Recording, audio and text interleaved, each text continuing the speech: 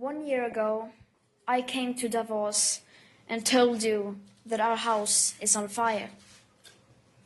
I said I wanted you to panic. I've been warned that telling people to panic about the climate crisis is a very dangerous thing to do. But don't worry, it's fine. Trust me, I've done this before, and I can assure you it doesn't lead to anything.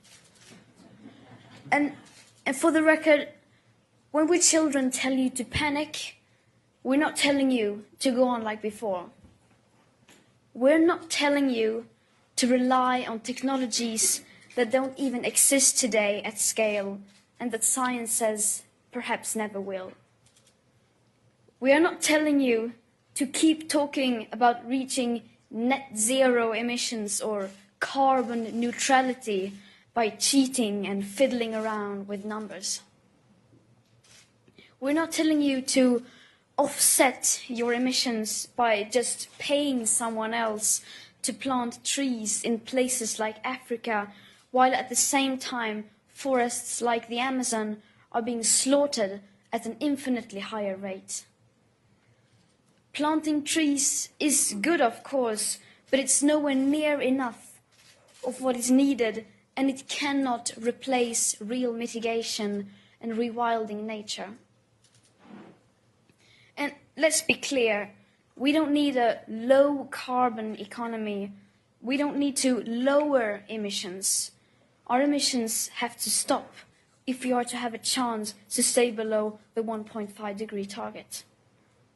And until we have the technologies that at scale can put our emissions to minus, then we must forget about net zero. We need real zero. Because distant net zero emission targets will mean absolutely nothing if we just continue to ignore the carbon dioxide budget that applies for today, not distant future dates. If high emissions continue like now, even for a few years, that remaining budget will soon be completely used up. The fact that the USA is leaving the Paris Accord seemed to outrage and worry everyone, and it should. But the fact that we are all about to fail the commitments you signed up for in the Paris Agreement doesn't seem to bother the people in power even the least.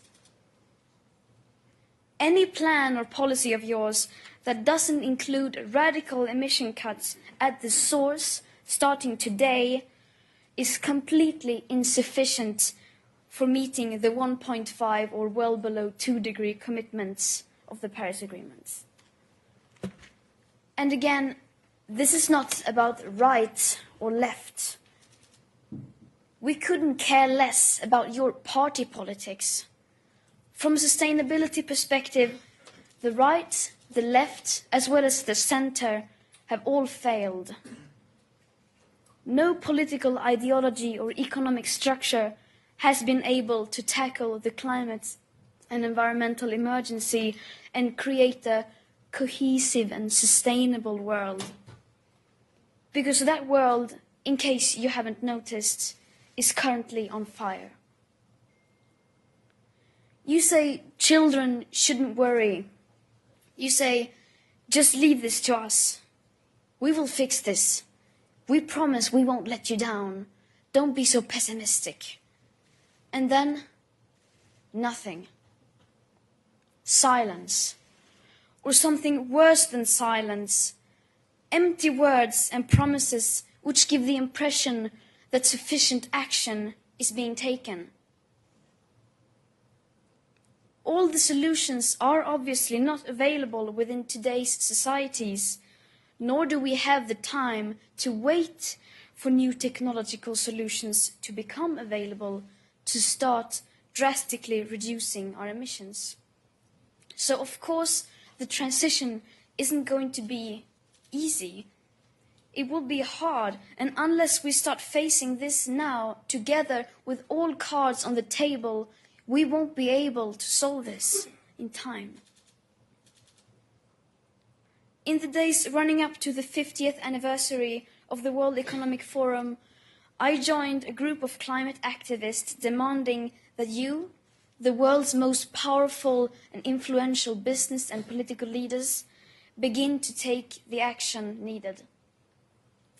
We demand at this year's World Economic Forum participants from all companies, banks, institutions and governments immediately halt all investments in fossil fuel exploration and extraction, immediately end all fossil fuel subsidies, and immediately and completely divest from fossil fuels. We don't want these things done by 2050, 2030, or even 2021. We want this done now. It may seem like we are asking for a lot, and you will, of course, say that we are naive. But this is just the very minimum amount of effort that is needed to start the rapid sustainable transition. So either you do this, or you're going to have to explain to your children why you are giving up on the 1.5 degree target. Giving up without even trying. Well, I'm here to tell you that, unlike you, my generation will not give up without a fight. The facts are clear, but they are still too uncomfortable for you to address. You just leave it because you think it's too depressing and people will give up. But people will not give up. You are the ones who are giving up. Last week, I met with Polish coal miners who lost their jobs because their mine was closed. And even they had not given up. On the contrary, they seem to understand the fact that we need to change more than you do. I wonder, what will you tell your children was the reason to fail and leave them facing a climate chaos that you knowingly brought upon them? That it seemed so bad for the economy that we decided to resign the idea of securing future living conditions without even trying? Our house is still on fire.